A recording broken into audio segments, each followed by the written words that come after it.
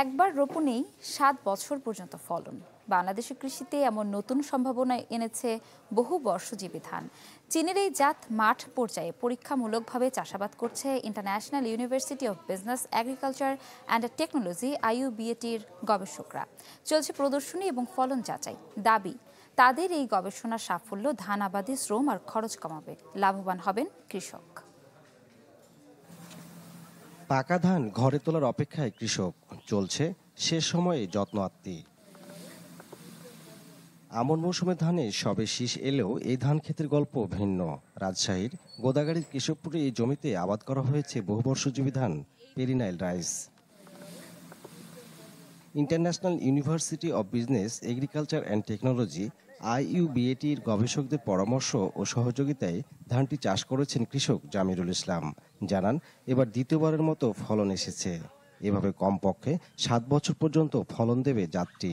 একবার লাগিয়ে দিলে যেহেতু 9 বার কাটা দিতে পাবো আমি, 9 ট্রাম যদি ধান কাটতে পাওয়া যায় বা 8 ট্রামে যদি পাই অন্য জায়গার হিসাব দিয়ে, তো দেখতে পাচ্ছি তাহলে আপনার লাগানোর বিষয়ে গেলে এসব দিক দিয়ে তো মোটামুটি মেলাটিটা খরচে আপনার এই কৃষক আমরা সাশ্রয় হচ্ছি।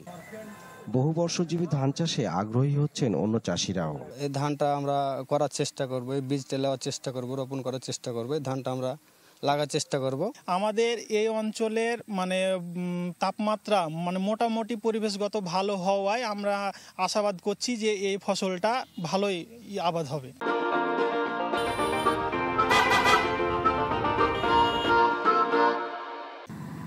ফলন মৌসুমভেদে ভিন্ন হলেও সামগ্রিকভাবে ধানটি লাভজনক বলে দাবি গবেষকদের। জানান, এটি ঝুঁকিমুক্ত ও দুর্যোগ সহনশীল। তার স্থিতিশীলতা বলেন এবং তার দুর্যোগকে কাটিয়ে ওঠার যে তার প্রবণতা বলেন অনেক বেশি, এটা আমি অনেক বেশি মনে করছি। একটু খেয়াল রাখতে হবে চারা গজানো অবস্থায় তার যে পরিমাণ পানি রিকোয়ারমেন্ট, এটার দিকে একটু খেয়াল রাখা।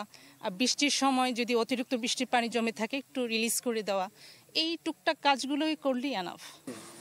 5 বছরের পরীক্ষার ফলাফল সন্তোষজনক বলছেন বিশ্ববিদ্যালয়টির উপাচার্য। জানান, জাতটি কৃষকের হাতে তুলে দেওয়ার প্রস্তুতি চলছে। ইতিমধ্যে আমরা কৃষি অফিসার এবং বীজ নিয়ন্ত্রণকারী যে সংস্থা আছে তাদের অফিসারের সাথে কথাবার্তা বলেছি, তাদেরকে এই সরেজমিনে দেখিয়েছি। তারা আমাদেরকে উৎসাহ জুগিয়েছেন এবং বলছেন যে একটা ভালো ভবিষ্যৎ আছে। এটা বিশেষ আপনার গবেষণাটাকে চালিয়ে যান এবং যথাসম্ভব চেষ্টা করুন যে আমরা যাতে বীজটাকে সার্টিফিকেট দিতে পারি এবং কৃষকের হাতে পৌঁছাতে পারি। 4টি জেলায় পরীক্ষামূলক চাষাবাদ হলেও উৎপাদন এলাকা আরও বাড়ানোর কথা বললেন গবেষকরা। আনোয়ার হোসেন, চ্যানেল 24, চাঁপাইনবাবগঞ্জ।